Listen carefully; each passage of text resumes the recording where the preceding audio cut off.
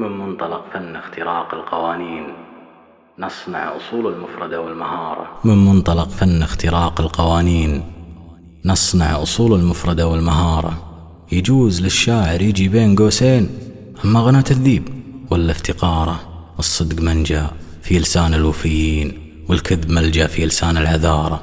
ونفوسنا شامت عن الطفس والشين وقلوبنا هامت براس المنارة. وارواحنا صامت عن ارضائنا لين نرضي جوارحنا بتمر الطهارة. دام العمر مرة ولا فيه بعدين سواد وجهك ما يجمل سمارة.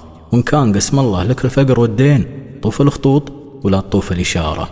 العلم واضح في حديث الصحيحين هذا ولا يحتاج فيه استشارة. شجاعة الرجال بالسيف والدين ومارية العقل الذهين ابتكارة. وفراسة المؤمن من العين للعين من نظرته يقدر يحدد مساره.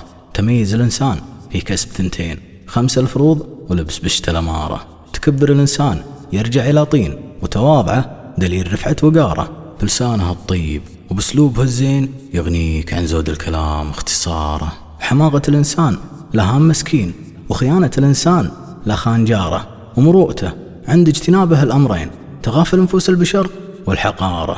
ثقافة الواعي تجزأ بجزئين بشهادة العلم وثبات الجدارة. ومكاسب الناجح بصحبتها للدين تعطيه ما تعطي يمينه يساره. من يحتقر نفسه يخاوي رديين لو وقع بيمناها عقد احتكاره. يطوف عمره فوق 35 غافل ولا يحسب حساب الخسارة. هذه قناعة بس طافت كثيرين مضمونها موجود خلف الستارة. العلم في تركيبة العبقريين بعقولهم تبنى بلاد الحضارة.